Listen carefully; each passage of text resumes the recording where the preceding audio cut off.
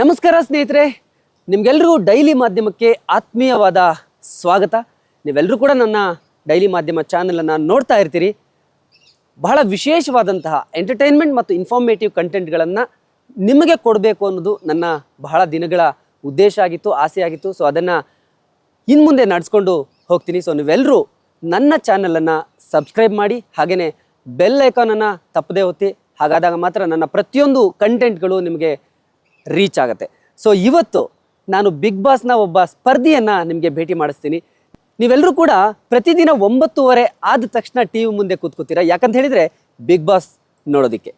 Big boss season 11 ಈಗ already 9 ವಾರಗಳನ್ನು complete ಮಾಡಿದೆ. ಪ್ರತಿದಿನ ಮನೆಯೊಳಗಡೆ ಸ್ಪರ್ಧಿಗಳ ನಡುವೆ ಆಗ್ತಾ ಇರುವಂತಹ ಸಂಘರ್ಷಗಳು, ವಾಗ್ಸಮರಗಳು, ಅವರ ನಡುವೆ ಆಗ್ತಾ ಇರುವಂತಹ ವಾಗ್ಯುದ್ಧಗಳು ಎಲ್ಲವನ್ನೂ ಕೂಡ ನೀವು ನೋಡ್ತಾ ಇದ್ದೀರಾ. ಈಗ ನಾನು ಬಿಗ್ ಬಾಸ್ನ ಒಬ್ಬ ಸ್ಪರ್ಧಿಯನ್ನು ಮಾತನಾಡಿಸ್ತೀನಿ. 2 ದಿನಗಳ ಹಿಂದೆ ಧರ್ಮ ಕೀರ್ತಿರಾಜ್ ಎಲಿಮಿನೇಟ್ ಆದರು. ಅದರ ಹಿಂದಿನ ವಾರ ಅನುಷಾ ರೈ ಅವರು ಬಿಗ್ ಬಾಸ್ ಮನೆಯಿಂದ ಎಲಿಮಿನೇಟ್ ಆಗಿದ್ರು. ಸೊ ಇವತ್ತು ನಮ್ಮ ಡೈಲಿ ಮಾಧ್ಯಮ ಚಾನೆಲ್ಗೆ ಅನುಷಾ ರೈ ಅವರು ಸಿಗ್ತಾ ಇದ್ದಾರೆ, ಸಂದರ್ಶನ ಕೊಡ್ತಾ ಇದ್ದಾರೆ. ಬನ್ನಿ, ಅವರ ಬಿಗ್ ಬಾಸ್ ಜರ್ನಿ ಹೇಗಿತ್ತು, ಏನು ಅವ್ರ ಲೈಫ್ನಲ್ಲಿ ಬಹಳ ಪ್ರಮುಖವಾಗಿ ಬಿಗ್ ಬಾಸ್ನಲ್ಲಿ ಏನು ಕಲ್ತರು, ಬಂದ ಮೇಲೆ ಏನು ಬದಲಾಗಿದೆ ಲೈಫಲ್ಲಿ, ಸಿನಿಮಾ ಇಂಡಸ್ಟ್ರಿಗೆ ಹೇಗೆ ಬಂದರು, ಅದೆಲ್ಲದರ ಬಗ್ಗೆ ಒಟ್ಟಾರೆಯಾಗಿ ಅನುಷಾ ರೈ ಅವ್ರನ್ನ ಮಾತನಾಡಿಸೋಣ. ಸೊ ನಾವೀಗ ಅವರ ಅಪಾರ್ಟ್ಮೆಂಟಿಗೆ ಬಂದಿದ್ದೀವಿ. ಸೊ ಬನ್ನಿ.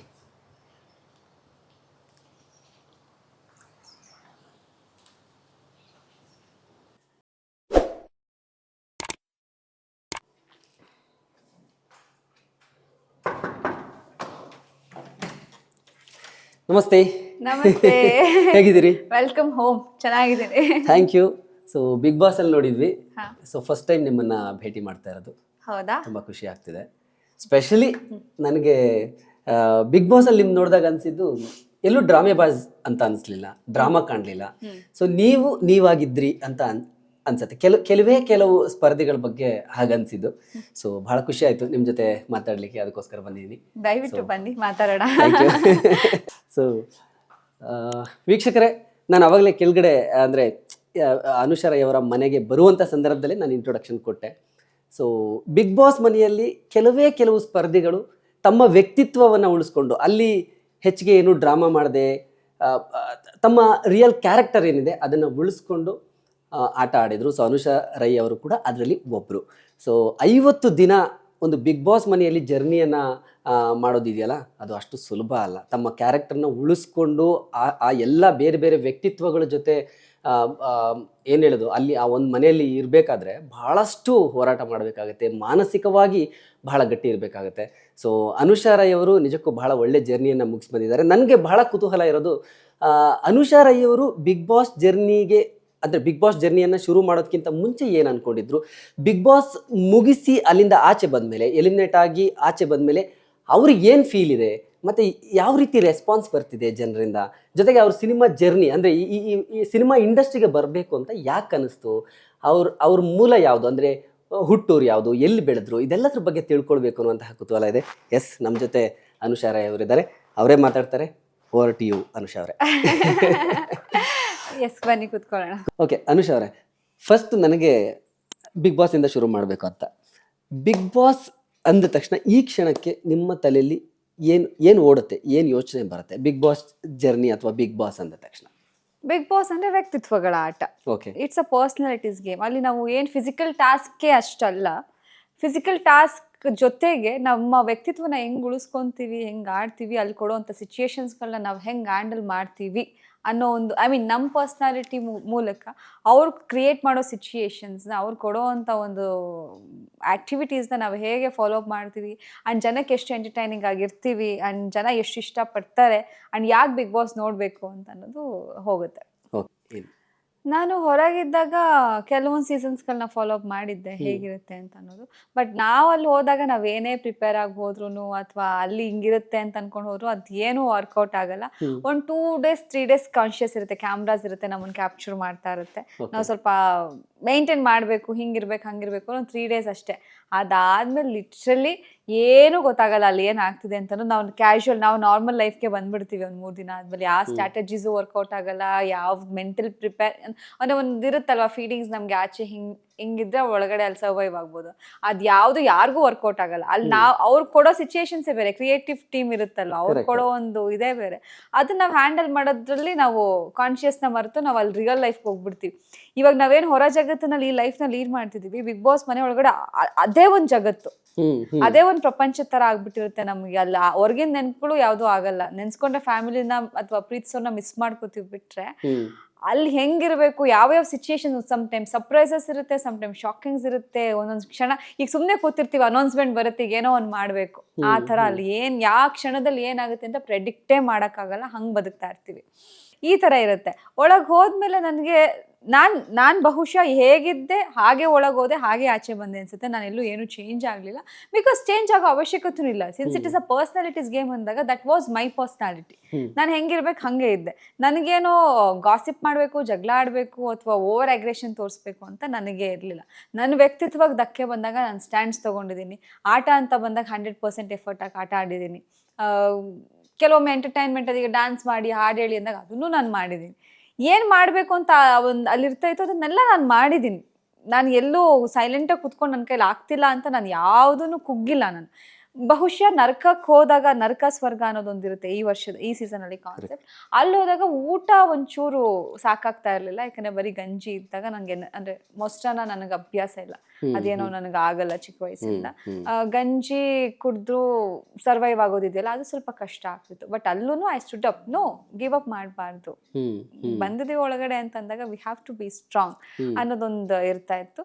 ನಮ್ಮ ಮಮ್ಮಿ ಡ್ಯಾಡಿ ಎಲ್ಲ ಪ್ರೀವಿಯಸ್ ಸೀಸನ್ಸ್ ನೋಡ್ಬೇಕಾದ್ರೆ ಅಲ್ಲಿ ಹೋಗಿ ನಿನಗೆ ನಿಭಾಯಿಸಕ್ಕಾಗತ್ತಾ, ಈಗ ಸಗಣಿ ಎರ್ಚ್ತಾರೆ, 24 hours ನಿಂತು ನೀರಲ್ಲಿ ನಿಲ್ಲಿಸಿರ್ತಾರೆ, ಕೆಲವೊಮ್ಮೆ ಅವಮಾನಗಳು ಮಾಡ್ತಾರೆ, ಈ ಥರದ್ದೆಲ್ಲ ನಿನ್ನ ಕೈಲಿ ಮಾಡೋಕ್ಕಾಗತ್ತಾ, ನೋಡು ಯೋಚನೆ ಮಾಡು ಅಂದರು. ಇಲ್ಲ, ಏನೇ ಕೊಟ್ಟರು ನಾನು ಮಾಡ್ತೀನಿ, ಆಗುತ್ತೆ ಅಂದ್ಕೊಂಡೆ ಒಳಗೆ ಹೋಗಿದ್ದು.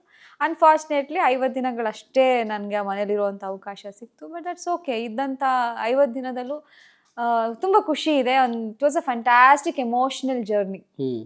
ಮೆಂಟಲಿ ಸಿಕ್ಕಾಪಟ್ಟೆ ಸ್ಟ್ರಾಂಗ್ ಇರಬೇಕಾಗುತ್ತೆ, ಫಿಸಿಕಲಿನೂ ಸ್ಟ್ರಾಂಗ್ ಇರಬೇಕು, ಮೆಂಟಲಿನೂ ಸ್ಟ್ರಾಂಗ್ ಇರಬೇಕು. ಬಿಗ್ ಬಾಸ್ ಮನೆಯಲ್ಲಿ ಫಸ್ಟ್ಲಿ ಫಿಸಿಕಲಿ ಸ್ಟ್ರಾಂಗ್ ಇರಬೇಕು ಅಂತಂದ್ರೆ ನಾವು ಟಾಸ್ಕ್ ಎಲ್ಲ ಆಡ್ಬೇಕಾದ್ರೆ ಸ್ಟ್ರೆಂತ್ ಇರಲೇಬೇಕು. ಅದುವೇ ಸೋಲ್ತೀವಿ ಮತ್ತು ಅಗೇನ್ ಇವಳಿಗೇನು ಆಗಲ್ಲ ಅಂತ ಅಂದ್ಬಿಟ್ಟು ಅದು ಒಂದು ನಾಮಿನೇಷನಿಗೆ ರೀಸನ್ ಆಗುತ್ತೆ.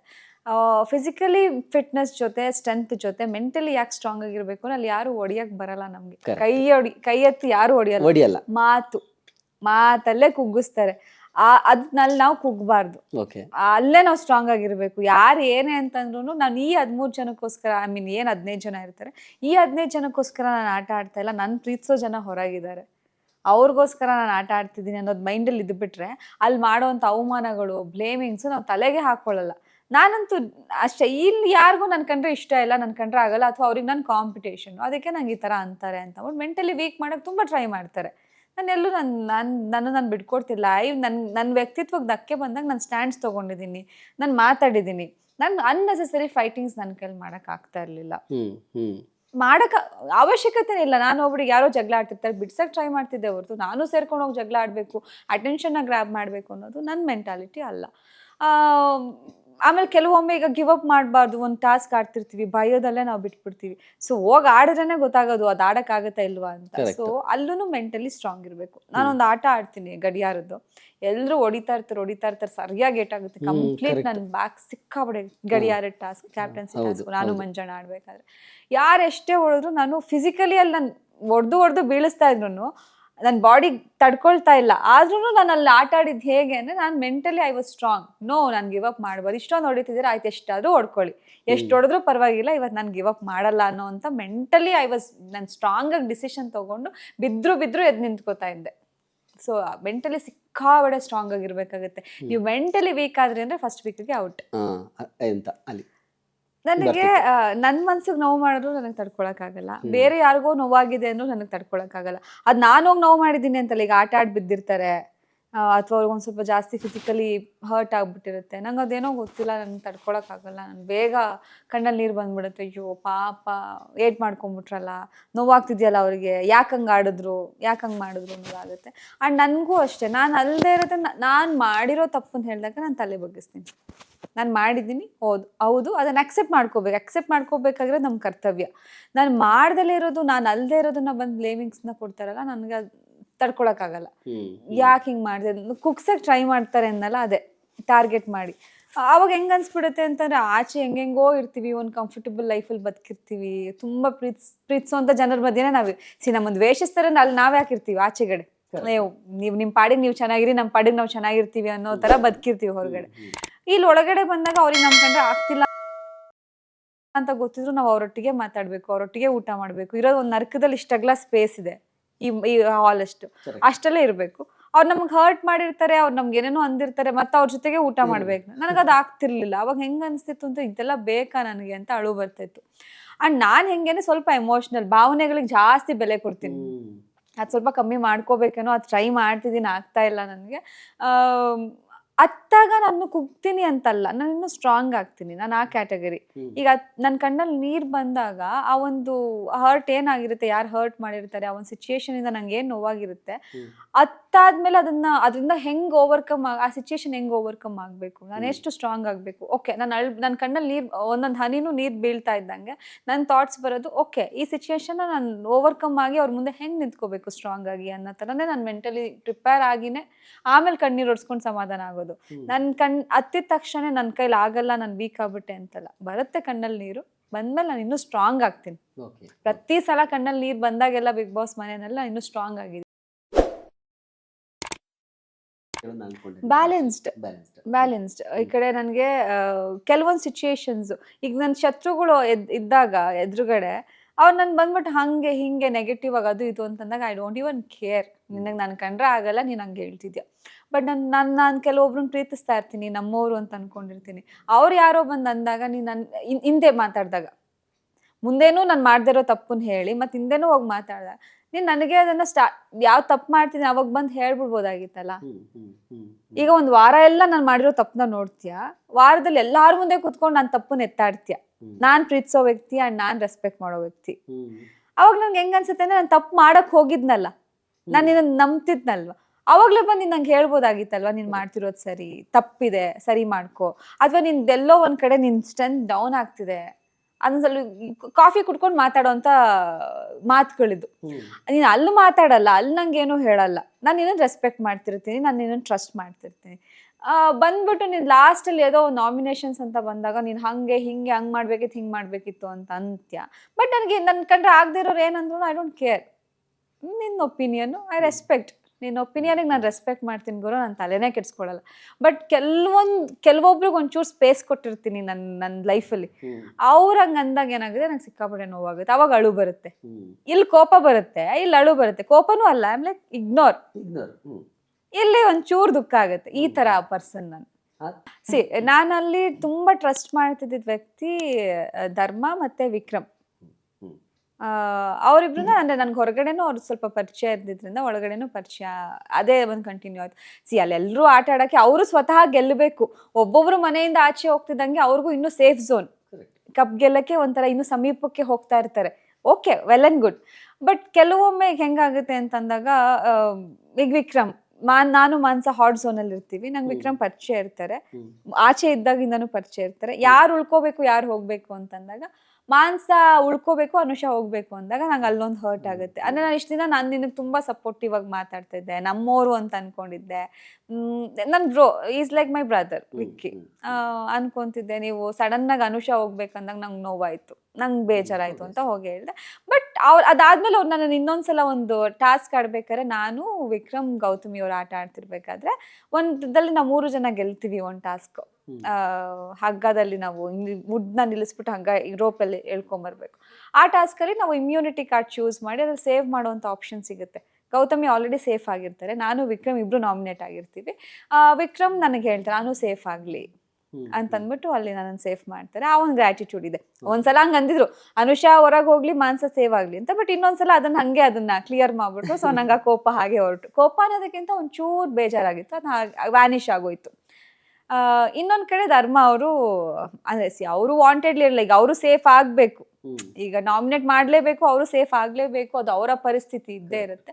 ಬಟ್ ಸ್ಟಿಲ್ ಒಂದು ಸ್ಟ್ಯಾಂಡ್ ತಗೊಬೋದಾಗಿತ್ತಲ್ಲ. ಎಲ್ಲರೂ ಹೇಳ್ತಾರೆ ಅಂತ ಒಮ್ಮತವಾಗಿ ಒಂದು ಜೋಡಿನ ನಾಮಿನೇಟ್ ಮಾಡ್ಬೇಕಾಗಿರುತ್ತೆ, ನಾನು ಸುರೇಶ್ ಅನ್ನು. ಅವಾಗ ಅವರು ಹೇಳ್ತಾರೆ ಅಗ್ರೆಷನ್ ಕಡಿಮೆ ಆಯ್ತು, ಇನ್ನು ಇನ್ವಾಲ್ವ್ ಆಗಿ ಎಂಟರ್ಟೈನ್ಮೆಂಟ್ ಏನೋ ಒಂದಷ್ಟು ಹೇಳ್ತಾರೆ, ಬೇಕಿತ್ತು. ಸಮಥಿಂಗ್ ಏನೋ ಹೇಳ್ತಾರೆ, ಅವಾಗ ನಂಗೆ ಒಂಚೂರು ಹರ್ಟ್ ಆಗುತ್ತೆ. ಅಂದ್ರೆ ಎಲ್ರಿಗೂ ಹೇಳ್ಕೊಂಡ್ ಬರ್ತೀನಿ, ನೀವೇನ್ ಮಾಡಿದ್ದೀರಾ, ನನ್ನನ್ನು ಪಾಯಿಂಟ್ ಮಾಡ್ತಿದ್ದೀರಾ, ಓಕೆ, ವೆಲ್ ಅಂಡ್ ಗುಡ್. ನೀವು ನಾನು ನಾಮಿನೇಟ್ ಮಾಡಬೇಕು, ನೀವು ತೋರಿಸ್ತಿದ್ದೀರಾ. ನನಗೇನಂತಾನೆ, ನನ್ನ ಪಾಯಿಂಟ್ ನೀನು ಹಿಂಗೆ ತೋರಿಸ್ತಿದ್ಯಾ ಅಂತಾನೆ, ನೀನು ಎಷ್ಟು ಪರ್ಫೆಕ್ಟ್ ಆಗಿದ್ಯಾ. ಇಫ್ ಯು ಆರ್ ಪರ್ಫೆಕ್ಟ್, ನಾನು 100%, ನಾನು ಅದಕ್ಕೆ ನಾನು ಯಾರಿಗೂ ಪಾಯಿಂಟ್ ಮಾಡೋಕ್ಕೆ ಹೋಗಲ್ಲ. ಇಫ್ ಐ ಆಮ್ ಪರ್ಫೆಕ್ಟ್, ನಾನು ಪರ್ಫೆಕ್ಟ್ ಆ ವಿಷಯದಲ್ಲಿ ಇದ್ದಾಗ ನಾನು ಹೋಗ್ಬಿಟ್ಟು ನೀವು ಆ ವಿಷಯದಲ್ಲಿ ಪರ್ಫೆಕ್ಟ್ ಇಲ್ಲ, ಅದನ್ನ ನೀವು ಸರಿ ಮಾಡ್ಕೊಳ್ಳಿ ಅಂತ ನಾನು ಹೇಳ್ತೀನಿ.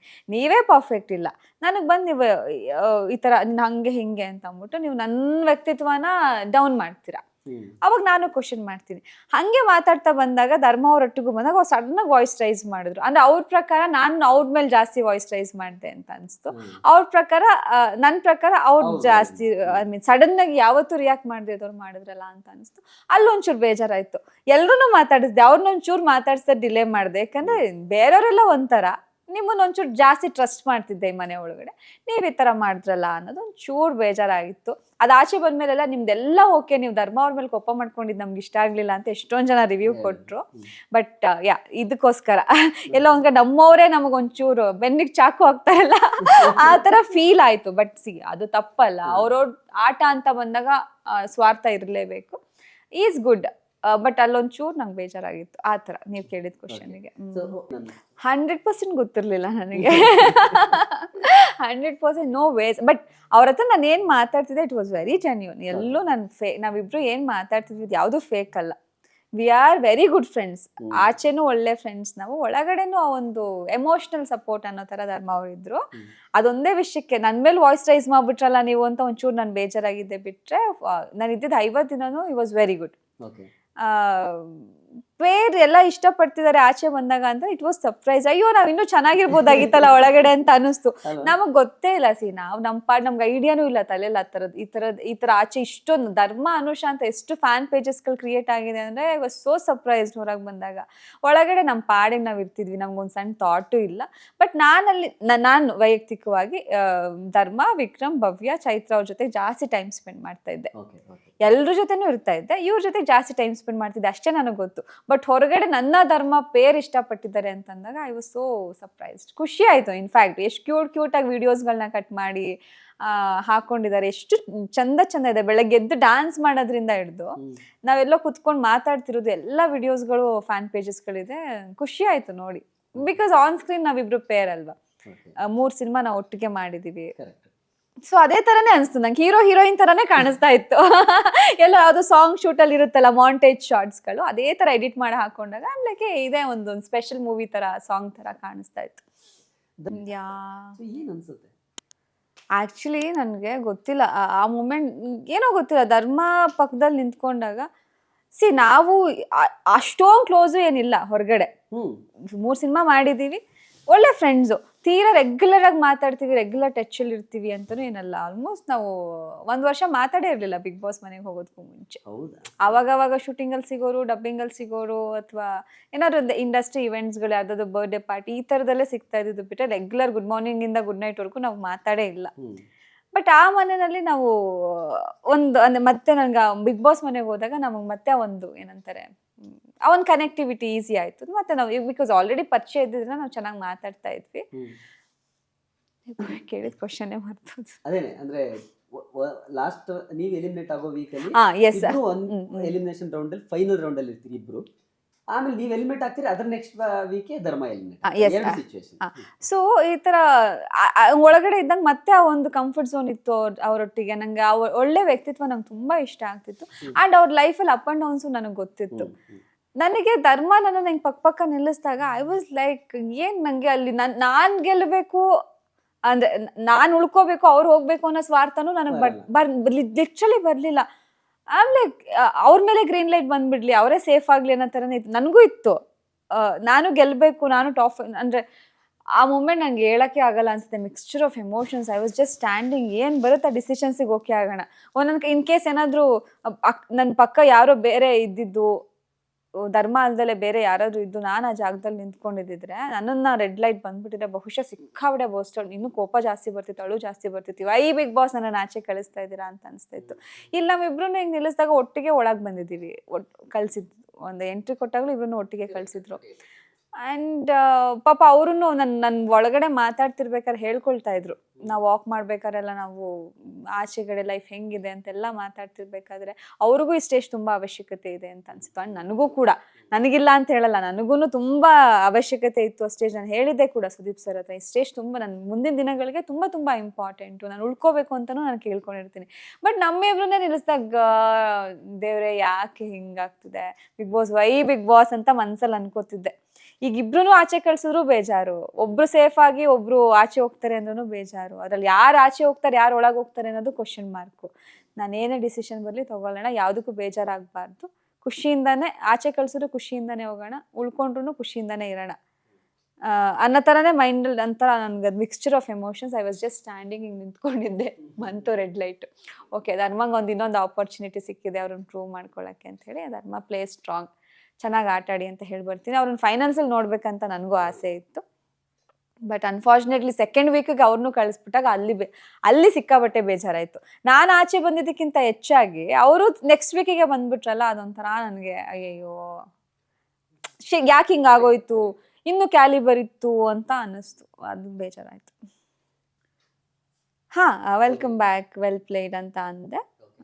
ಅದು ಬಿಟ್ಟರೆ ಇನ್ಸ್ಟಾಗ್ರಾಮಲ್ಲಿ ಒಂದು ಸ್ಟೋರಿ ಹಾಕಿದ್ದೆ, ನಿಮ್ಮೊಂದು ಫಿನಾಲೆಯಲ್ಲಿ ನೋಡ್ಬೇಕು ಅಂದ್ಕೊಂಡಿದ್ದೆ.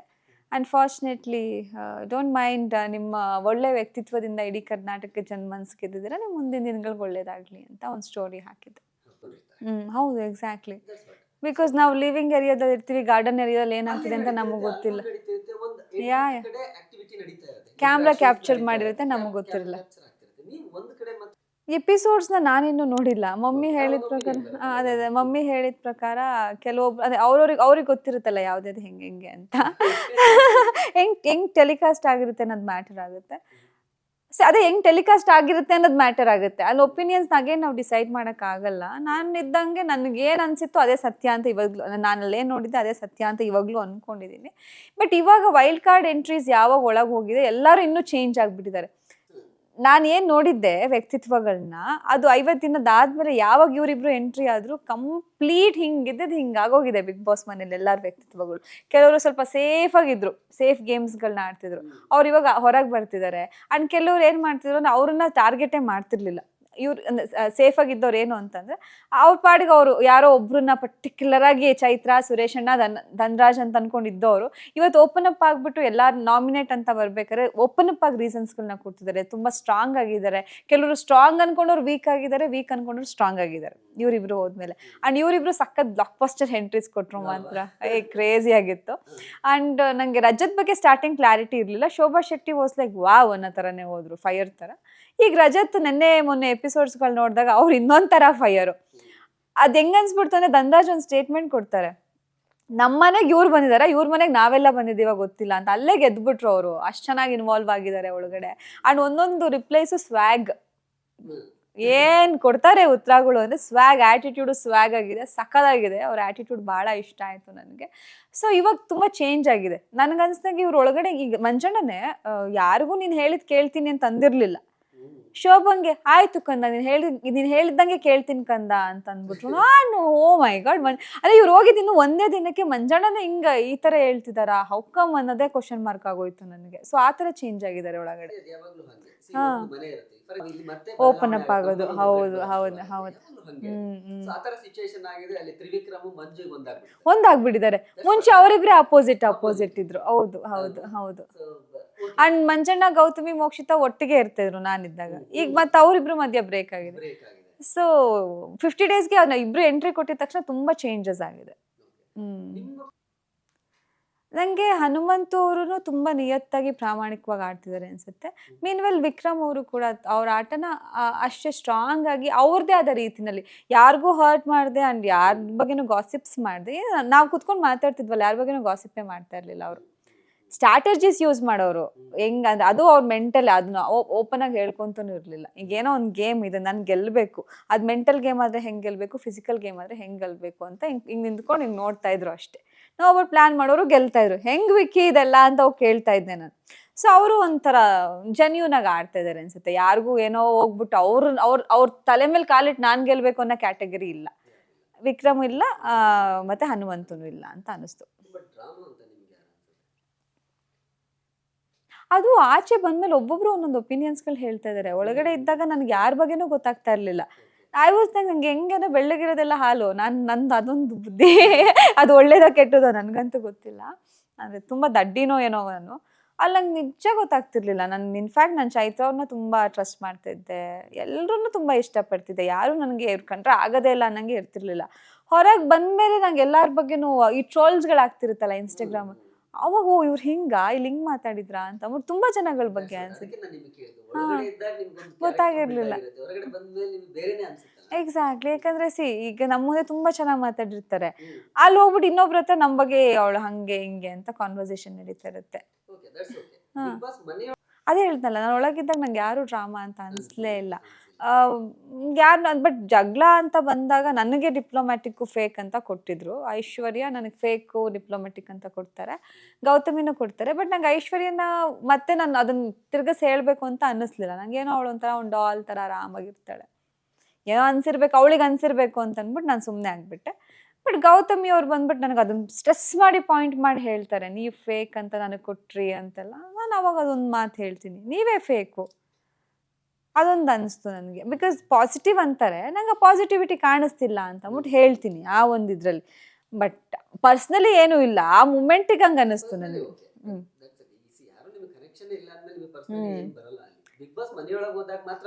ಹೌದು, ಅಷ್ಟೇ ಗೇಮ್. ಅದೇ ಅವರೇನೆ ಅನ್ಸಿದ್ದು ನನಗೆ. ಬಟ್ ಅದನ್ನ ಹೊರತುಪಡಿಸಿ ಪಾಪ ಅವ್ರ ಗೇಮ್ ಅವ್ರು ಆಡ್ತಾ ಇದ್ದಾರೆ.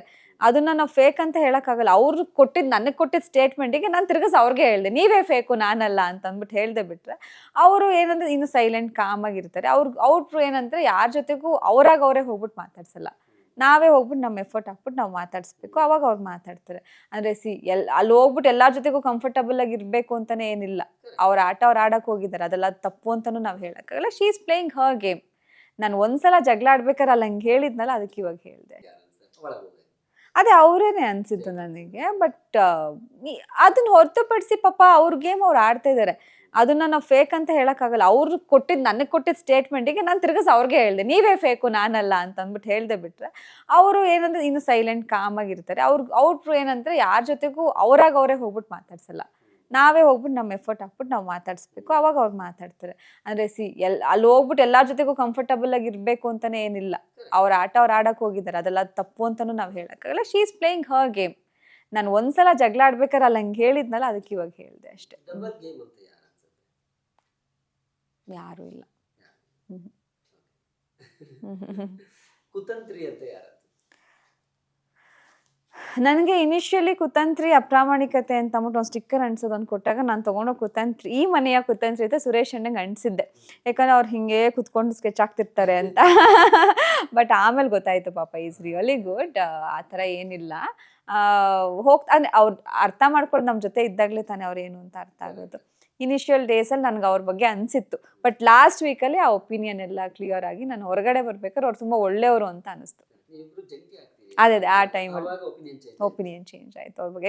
ಅಂದರೆ 24/7 ಒಟ್ಟಿಗೆ ಇರ್ತಿದ್ವಲ್ಲ, ಮಲಗಬೇಕಂತ ಹೋದಾಗ ಮಾತ್ರನೇ ಅದನ್ನು ತೆಗ್ದಿಟ್ಟು ನಮ್ಮ ಬೆಡ್ಗೆ ನಾವು ಹೋಗ್ಬೇಕು, ಅವ್ರ ಬೆಡ್ಗೆ ಅವ್ರು ಹೋಗ್ಬೇಕು. ಅದು ಬಿಟ್ಟರೆ ಫುಲ್ ಡೇ ನಾವು ಒಟ್ಟಿಗೆ ಲೈಟ್ಸ್ ಆಫ್ ಮಾಡೋವರೆಗೂ ಒಟ್ಟಿಗೆ ಇರಬೇಕಿತ್ತು. ಅವಾಗ ಅವ್ರನ್ನ ಅರ್ಥ ಮಾಡ್ಕೊಂಡಾಗ no is not like that. ನೋಡಕ್ಕೆ ಮಾತ್ರ ವಿಲ್ಲನ್ ಥರ ಇದ್ದಾರೆ, but is not like that ಅಂತ ಅನಿಸ್ತು. ಅದೇ ಆ ಕುತಂತ್ರಿ ಪ್ಲಾನ್ಗಳನ್ನ ಉಪಯೋಗಿಸ್ತಿದ್ದಾರೆ ಅಂತ ಮುಂಚೆ ಅವ್ರು ಸುಮ್ಮನೆ ಕೂತಿದ್ರು ಹಂಗೆ ಅನ್ಸೋದು. ನಾನು ಅಣ್ಣ ಏನು ಯೋಚನೆ ಮಾಡ್ತಿರ್ತೀಯ ಕಣ್ಣಂಗೆ ಬಿಟ್ಕೊಂಡು ಅಂತ ಪಕ್ಕದಲ್ಲಿ ಕುತ್ಕೊಂಡು ಕೇಳಿದ್ರೆ, ಏನಿಲ್ಲಮ್ಮ ಯಾಕಮ್ಮ ಹಂಗೆ ಅನ್ಸುತ್ತೇನಮ್ಮ ಅಂತ ಅನ್ನೋರು. ಇಲ್ಲ ಹಂಗೆ ಅನ್ನಿಸ್ತಾ ಇತ್ತು, ಇಲ್ಲ ಅವ್ರು ಕುತ್ಕೊಳ್ಳೋದೇ ಹಂಗೆ, ಅವ್ರು ಇರೋದೇ ಹಂಗೆ ಕಾಣಿಸ್ತಾ ಇತ್ತು.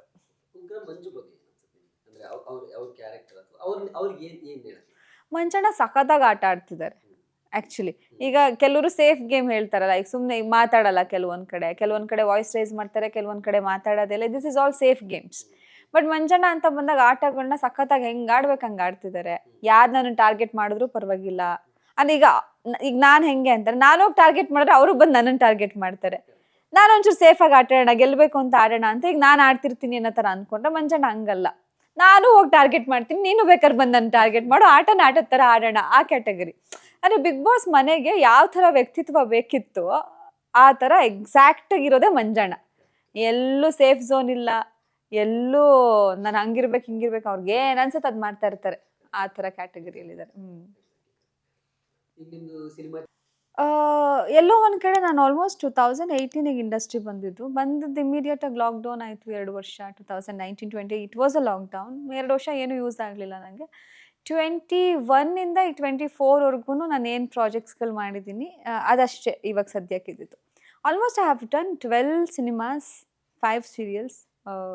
ನಂದು ಫಸ್ಟು ಸೀರಿಯಲ್ಲೇ ಅಣ್ಣಯ್ಯ ಅಂತ, ಇಮಿಡಿಯೇಟ್ ರಾಜ್ಕುಮಾರಿ. ಅದು ಬಂದು ಇವ್ರದ್ದು. ಆವಾಗ ಕುಮಾರಸ್ವಾಮಿ ಸರು CM, ಈ ವಾಸ್ ಅ ಸ್ಟೇಟ್ CM. ಆ ಒಂದು ಪ್ರೆಸೆಂಟ್ ನಾನು ಸೀರಿಯಲ್ ಮಾಡ್ಬೇಕಾದ್ರೆ ಅವರು ಆ ಸೀರಿಯಲ್ ಮಾಡ್ಬೇಕಾದ್ರೆ ಅವ್ರು CM, ಅವರೇ ಪ್ರೊಡ್ಯೂಸರ್ ಕೂಡ ಅವ್ರದ್ದೇ ಚಾನಲಲ್ಲಿ. ಬಹುಶಃ ಅದು ಒಂದು ಇನ್ನೂ ಚೆನ್ನಾಗಿ ರೀಚ್ ಆಗಿದ್ದಿದ್ರೆ ನಾನು ಅಲ್ಲೇ ರೆಕಗ್ನೈಸ್ ಆಗಿರ್ತಿದ್ದೆ. ಚೆನ್ನಾಗಿತ್ತು. ಚಾನಲ್ಗೆ ಹೈಯೆಸ್ಟ್ TRP ಇದ್ದಿದ್ದಂಥ ಸೀರಿಯಲ್, ಮಲ್ಟಿ ಸ್ಟಾರ್ ಕ್ಯಾಸ್ಟ್.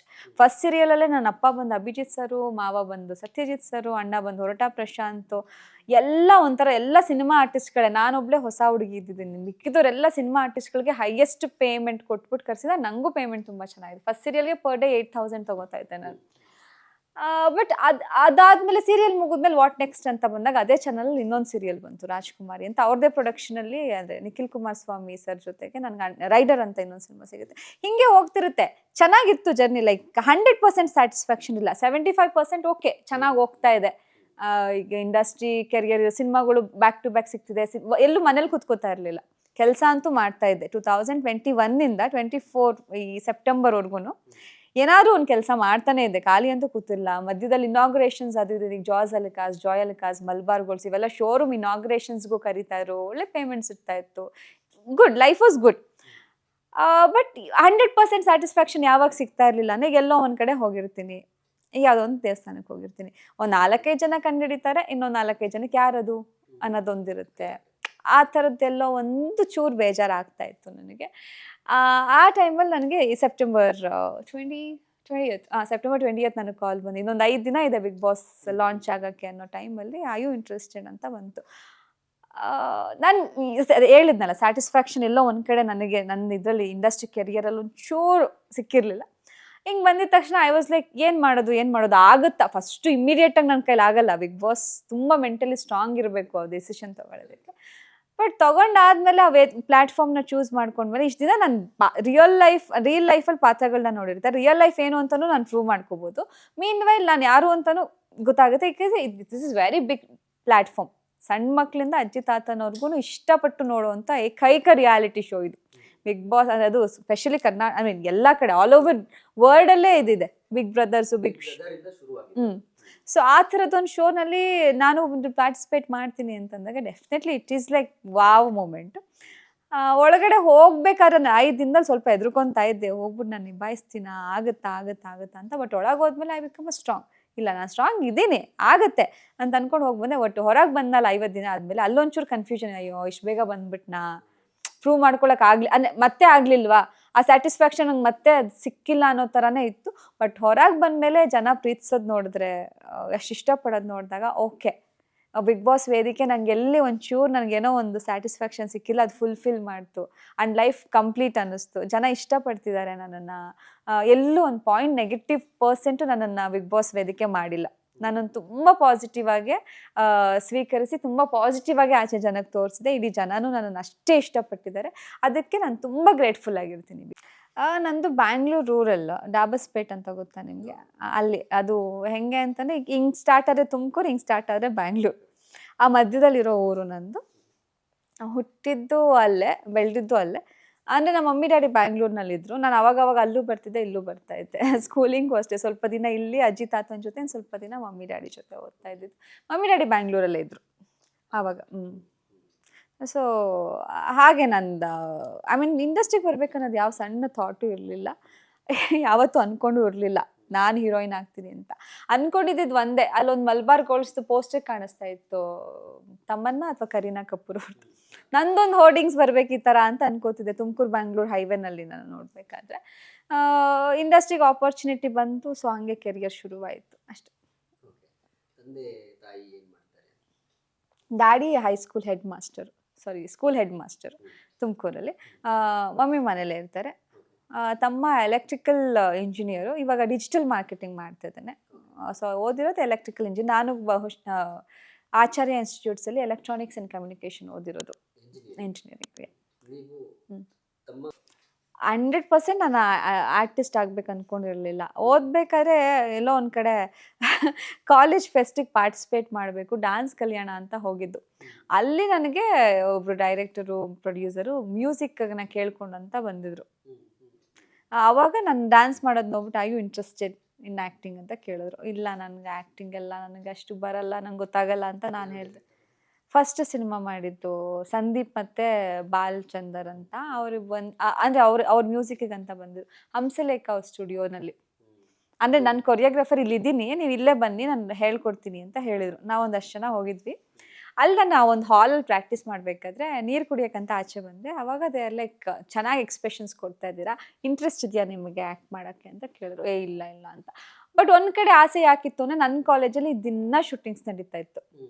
ನಾನು ಹೋಗಿದ್ದು ಕಾಲೇಜಿಗೆ ಜಾಯ್ನ್ ಆಗಿದ್ದು ಫಸ್ಟ್ ದಿನಾನೇ ಗೂಗ್ಲಿ ಶೂಟಿಂಗ್ ನಡೀತಾ ಇತ್ತು. ಯಶ್ ಸರ್ದು, ಕೃತಿಕರ್ ಬಂದ ಅವ್ರದ್ದು. ಅದಾಗಿದ ತಕ್ಷಣ ಐರಾವತ ಮಾಸ್ಟರ್ ಪೀಸು, ರಥಾವರ, ಇದೆಲ್ಲ ದಿನ ಒಂದೊಂದು ಶೂಟಿಂಗ್ ನಡೀತಾ ಇತ್ತು.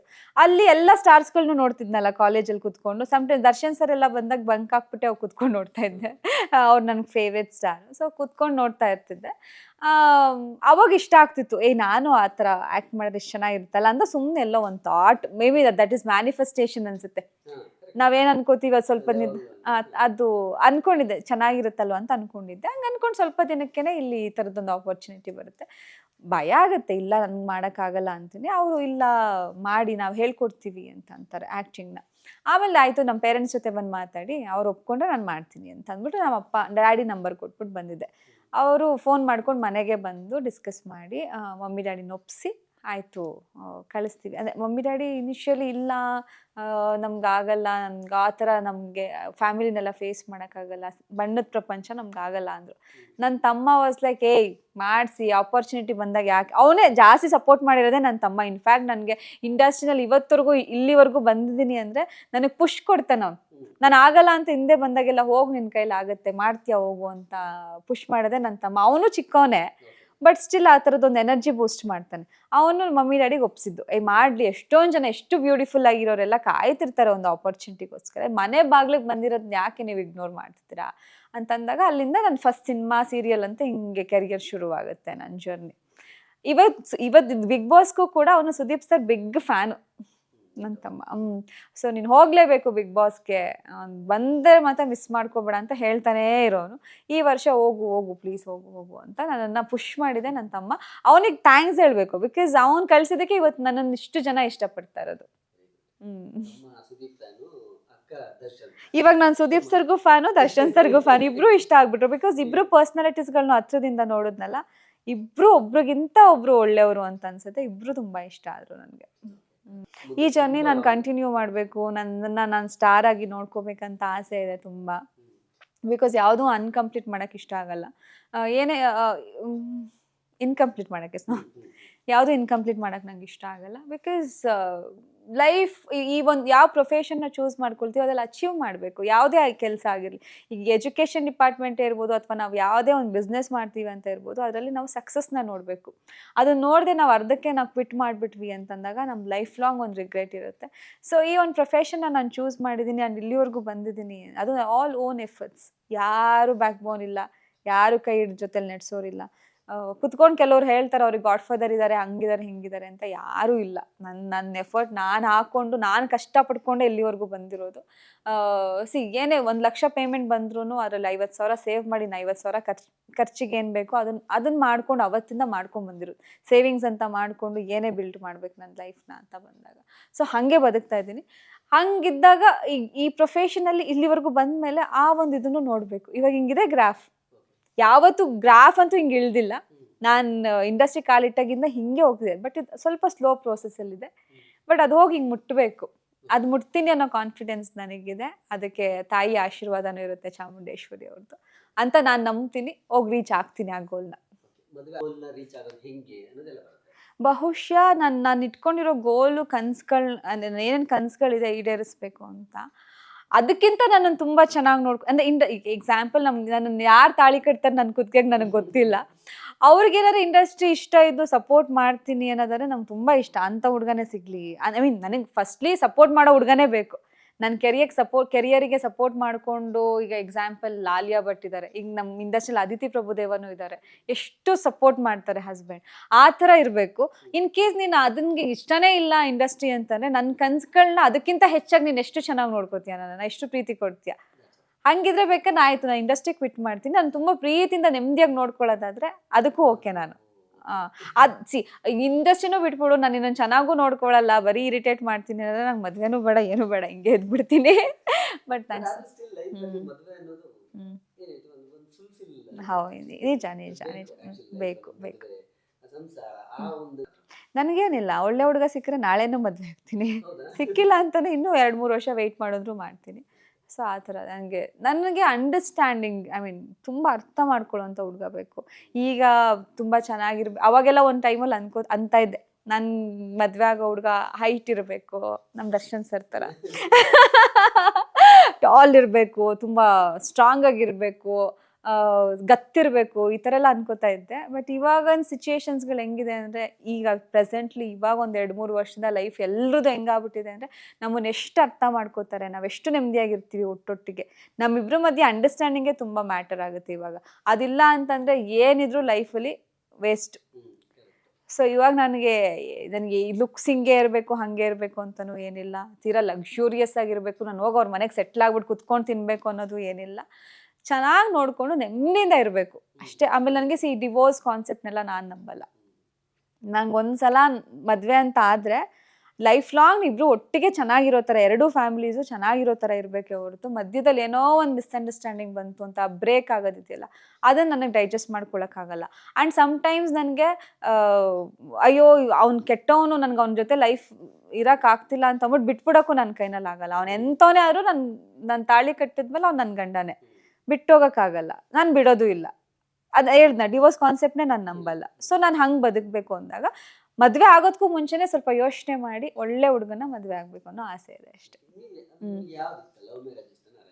ನಂಗೆ ಲವ್ ಮ್ಯಾರೇಜೇ ಇಷ್ಟ. ನನಗೆ ಅರೇಂಜ್ ಮ್ಯಾರೇಜಲ್ಲಿ ಐ ಕಾಂಟ್ ಟ್ರಸ್ಟ್, ಹೆಂಗೆ ಬ್ಲೈಂಡಾಗಿ ನಾನು ಟ್ರಸ್ಟ್ ಮಾಡಿ ಸುಮ್ಮನೆ ಯಾರೋ ಒಬ್ರನ್ನ ಕರ್ಕೊಬರ್ತಾರೆ, ಹಿಂಗೆ ತೋರಿಸ್ತಾರೆ, ಅದು ಈ ಜನ್ರೇಷನಲ್ಲಿ ತೋರಿಸಿದ ತಕ್ಷಣ ಅದು ನಾನು ಅಕ್ಸೆಪ್ಟ್ ಮಾಡಿ ನಾನು ಮದುವೆ ಆಗಕ್ಕೆ ನನ್ನ ಕೈಲಾಗಲ್ಲ. ಲವ್ ಕಮ್ ಅರೇಂಜ್ ಮ್ಯಾರೇಜ್ ಇಷ್ಟ. ಹಂಗಿದ್ರೆ ಓಕೆ.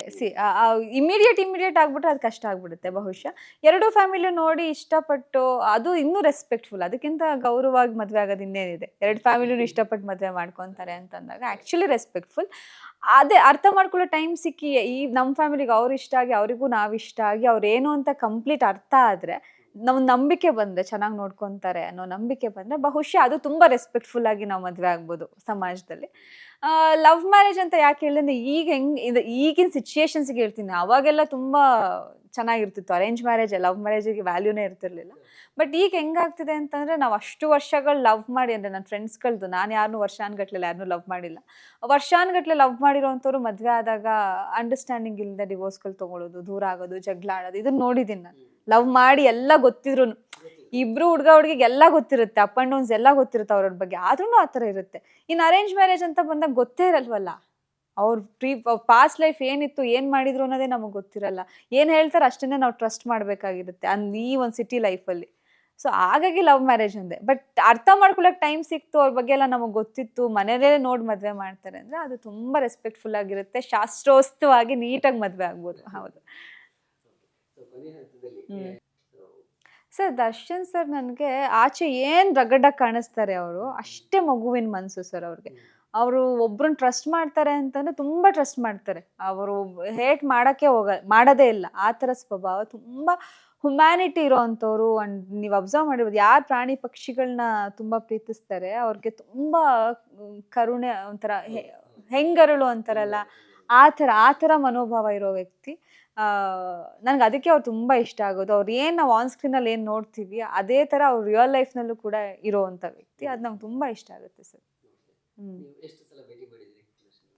ಅಂದರೆ ಯಾವ್ದಾರು ಈವೆಂಟ್ಸ್ಗಳಲ್ಲಿ, ಬರ್ಡೇಲಿ ಈ ಥರ. ಬಟ್ ಈ ಘಟನೆ ಆದಾಗ ನಿಮಗೆ ಏನು ಅನಿಸ್ತು? ಅಂದರೆ ಈ ಥರದೊಂದು ಘಟನೆ ಆದ ತಕ್ಷಣ ಫಸ್ಟ್ ಅಂದರೆ ತಲೆಯಲ್ಲಿ ಒಂದು ಬರುತ್ತಲ್ಲ, ಇದೇನು ಹಿಂಗಾಯ್ತಲ್ಲ, ಏನು ಅನಿಸುತ್ತೆ ನಿಮಗೆ? ಸರ್ ನಾನು ವರ್ಕೌಟ್ ಮಾಡ್ತಾ ಇದ್ದೆ, ಅಲ್ಲಿ ಜಿಮ್ಮಲ್ಲಿ ಎಲ್ಲರೂ ಮಾತಾಡ್ತಾ ಇದ್ರು ಹಿಂಗಂತೆ ಅಂತ. ನಾನು ಹೌದಾ ಅಂತ ಅಂದ್ಬಿಟ್ಟು ಇಮಿಡಿಯೇಟಾಗಿ ಮೊಬೈಲ್ ತೆಗೆದು ನೋಡಿದೆ, ಎಲ್ಲ ನ್ಯೂಸಲ್ಲೂ ಅದೇ ಬರ್ತಿತ್ತು. ನಂಗೆ ಅದನ್ನು ಅಕ್ಸೆಪ್ಟ್ ಮಾಡೋಕ್ಕೂ ಆಗಲಿಲ್ಲ, ತುಂಬ ಶಾಕಲ್ಲಿದ್ದೆ. ನಾನೇ ದೇವ್ರ ಹತ್ರ ಬೇಡ್ಕೋತಿದ್ದೆ, ಸುಳ್ಳಾಗಿರಲಿ ವಿಷಯ, ನನಗೆ ಇದನ್ನು ಡೈಜೆಸ್ಟು ಮಾಡ್ಕೊಳಕ್ಕಾಗಲ್ಲ. ಬಿಕಾಸ್ ಆ ವ್ಯಕ್ತಿ ನಂಗೆ ನೋಡೇ ಇಲ್ಲ, ಅದನ್ನು ಗೊತ್ತಿಲ್ಲ ಅದು ಏನಾಯಿತು ಅಂತ ನನಗಂತೂ ಗೊತ್ತಿಲ್ಲ ಸರ್. ಅದ್ರ ಬಗ್ಗೆ ಮಾತಾಡೋಕ್ಕೆ ನಾನು ತುಂಬ ಚಿಕ್ಕವಳಾಗ್ಬಿಡ್ತೀನಿ, ಗೊತ್ತಿಲ್ಲ. ಬಟ್ ನನಗೇನಂತ ನಾನು ದೇವ್ರ ಹತ್ರ ಇದು ಸುಳ್ಳಾಗಿರಲಿ, ಅವ್ರಿಗೆ ಒಳ್ಳೇದಾಗಲಿ, ಹೊರಗೆ ಬರಲಿ, ಆಮೇಲೆ ಯಾರಿಗೆ ಏನು ಅನ್ಯಾಯ ಆಗಿದೆ ಅವ್ರಿಗೆ ನ್ಯಾಯ ಸಿಗಲಿ, ಅಷ್ಟೇ ನನ್ನ ತಲೆಗೆ ಬಂದಿದ್ದು. ನನಗೆ ಅದ್ರ ಬಗ್ಗೆ ಏನು ಮಾತಾಡಬೇಕು ಐಡಿಯಾ ಇಲ್ಲ ನನಗೆ. ಬಟ್ ದರ್ಶನ್ ಸರ್ನ ನಾನು ಅವತ್ತಿಂದ ಚಿಕ್ಕ ವಯಸ್ಸಿಂದ ಇಷ್ಟಪಡೋ ಒಂದು ಪರ್ಸ್ನಾಲಿಟಿ ಅವರು. ಅವ್ರನ್ನ ಯಾವತ್ತೂ ನಾನು ಹೇಟ್ ಮಾಡಲ್ಲ. ಏನಾಗಿದೆಯೋ ಗೊತ್ತಿಲ್ಲ, ಸಮಸ್ಯೆಗಳು ಯಾರಿಂದ ಯಾಕಾಯಿತು ಅದೆಲ್ಲ ಎಲ್ಲರಿಗೂ ಎಲ್ಲೆಲ್ಲಿ ಅನ್ಯಾಯ ಆಗಿದೆ ಎಲ್ಲದಕ್ಕೂ ಒಂದು ನಿವಾರಣೆ ಆಗಿ ಎಲ್ರಿಗೂ ಒಳ್ಳೇದಾಗಲಿ, ಅವ್ರಿಗೂ ಬೇಗ ಒಳ್ಳೇದಾಗಿ ಎಲ್ಲ ಪ್ರಾಬ್ಲಮ್ ಸಾಲ್ವ್ ಆಗಿ ಆಚೆ ಬರಬೇಕು, ಅವ್ರು ಸಿನಿಮಾ ಮಾಡಬೇಕು. ಇಡೀ ಕರ್ನಾಟಕ ಅವ್ರಿಗೋಸ್ಕರ ಕಾಯ್ತಾ ಇದೆ. ಹೌದು, ನಾನಂತೂ ಎವ್ರಿಡೇ ಪ್ರೇ ಮಾಡ್ಕೋತೀನಿ ಅವ್ರಿಗೆ ಒಳ್ಳೇದಾಗಲಿ ಅಂತ. ನನ್ನ ಪ್ರೇಯರ್ಸು ಅವ್ರ ಜೊತೆಲಿ ಇರುತ್ತೆ, ನಂದು ಒಂದು ಚಿಕ್ಕದೊಂದು ಪ್ರೇಯರ್ಸ್ ಅವ್ರ ಜೊತೆ ಇರುತ್ತೆ. ಮತ್ತೆ ಒಳಗೆ ಹೋಗೋ ಅವಕಾಶ ಸಿಕ್ಕರೆ ಹೋಗ್ತೀರಾ? ಈ ಕೆಲವು ಸಲ ಬಿಗ್ ಬಾಸ್ ನನ್ನ ಒಳಗೆ ಕಳಿಸ್ಕೊಂತೀರಾ? ತುಂಬಾ ಖುಷಿ ಆಗುತ್ತೆ ಅವ್ರ ಒಳಗೆ ಕರೆದ್ರೆ. Of course. Thank you. Thank you. Future bright ಆಗಿರಲಿ, ಸಿನಿಮಾ ಇಂಡಸ್ಟ್ರಿ ದೊಡ್ಡದಾಗಿ ಬೆಳೀಲಿ. Thank you so much. ನಿಮ್ಮ ವಿಶಸ್ಸು ಆಶೀರ್ವಾದ ನನ್ನ ಮೇಲೆ ಇರಬೇಕು, ಹಾಗೆ ಇಡೀ ಕರ್ನಾಟಕ ಜನತೆಯ ಆಶೀರ್ವಾದನೂ ನನ್ನ ಮೇಲೆ ಇರಬೇಕು. ಬಿಕಾಸ್ ನಿಮ್ಮ ಮನೆ ಮಗಳು ನಾನು, ಆ ಥರ ನೀವೇ ಹೇಳ್ತಿದ್ದೀರಾ, ಅಕ್ಸೆಪ್ಟ್ ಮಾಡ್ಕೊಂಡಿದ್ದೀರಾ, ಅದೇ ರೀತಿ ನಾನು ಉಳಿಸ್ಕೊತೀನಿ ನೀವು ನನ್ನ ಮೇಲೆ ಇಟ್ಟಿರುವಂಥ ನಂಬಿಕೆನ. ದಯವಿಟ್ಟು ನನ್ನ ಮುಂದಿನ ದಿನಗಳಿಗೂ ನಿಮ್ಮ ಪ್ರೀತಿ, ಆಶೀರ್ವಾದ, ಸಪೋರ್ಟ್ ಹೀಗೆ ಇರಲಿ. Thank you so much. Thank you. Hi ಎಲ್ರಿಗೂ ನಮಸ್ಕಾರ, ನಾನು ನಿಮ್ಮ ಅನುಷಾ ರೈ. ಸೊ ಇಲ್ಲಿ ನೋಡಿ, ಡೈಲಿ ಮಾಧ್ಯಮ ಈ ಒಂದು ಚಾನಲಲ್ಲಿ ನಿಮಗೆ ಎಂಟರ್ಟೈನ್ಮೆಂಟ್ ಎಲ್ಲ ವಿಷಯಗಳು ಸಿಗುತ್ತೆ. ಅದ್ರ ಜೊತೆಗೆ ನಿಮಗೆ ಗೊತ್ತಿಲ್ಲದೆ ಇರೋವಂಥ ಹೊಸ ಮಾಹಿತಿಗಳನ್ನು ಕೂಡ ಅವರು ಈ ಚಾನಲ್ನಲ್ಲಿ ಕೊಡ್ತಾ ಹೋಗ್ತಾರೆ. ನಿಮಗೆ ರಂಜಿಸೋದಕ್ಕೆ ಯಾವುದೇ ವಿಷಯದಲ್ಲೂ ಮೋಸ ಆಗಲ್ಲ. ದಯವಿಟ್ಟು ಡೈಲಿ ಮಾಧ್ಯಮ ಯೂಟ್ಯೂಬ್ ಚಾನಲ್ನ ಸಬ್ಸ್ಕ್ರೈಬ್ ಮಾಡಿ, ಸಪೋರ್ಟ್ ಮಾಡಿ ಅಂತ ನಾನು ಈ ಮೂಲಕ ಕೇಳ್ಕೊಳ್ತೀನಿ.